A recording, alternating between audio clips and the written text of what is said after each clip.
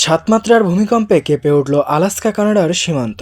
যুক্তরাষ্ট্রের আলাস্কা ও কানাডার ইউকন অঞ্চলের সীমান্তবর্তী প্রত্যন্ত এলাকায় শক্তিশালী 7 তীব্র মাত্রার ভূমিকম্প আঘাত এনেছে। তবে স্বস্তির খবর, এখন পর্যন্ত সুনামির কোনো সতর্কতা জারি করা হয়নি।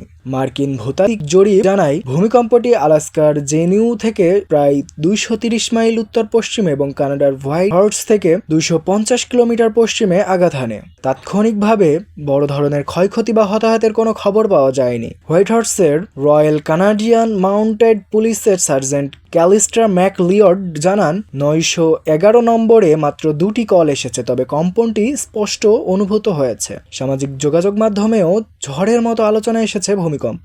ন্যাচারাল রিসোর্স কানাডার সিসমোলজিস্ট অ্যালিসন বার্ড বলেন, সবচেয়ে বেশি কেঁপেছে ইউকনের পাহাড়, কম জনবসতিপূর্ণ এলাকা।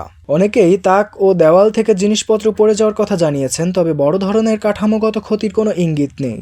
ভূমিকম্পের কেন্দ্রের নিকটবর্তী কানাডার বসতি হেইন্স জংশন, যা প্রায় 80 মাইল দূরে। 2022 সালের হিসেবে এখানকার জনসংখ্যা মাত্র 1018 জন। এদিকে আলাস্কার ইকুয়াটার শহর থেকেও কম্পন অনুভূত হয়েছে, জনসংখ্যা প্রায় 622 জন। ইউএসজিএস জানায় ভূমিকম্পটি আঘাত হানে প্রায় 6 মাইল, যা 10 কিলোমিটার গভীরে, এবং এর পরপরই একাধিক ছোট ছোট পুরাঘাত অনুভূত হয়। প্রত্যন্ত এলাকায় হওয়ায় বড় ধরনের ক্ষতি এড়ানো গেছে বলে ধারণা করা হচ্ছে, তবে কর্তৃপক্ষ সতর্ক অবস্থায় রয়েছে। পর্যবেক্ষণে রয়েছে এলাকা ও পরাঘাতের সম্ভাবনা।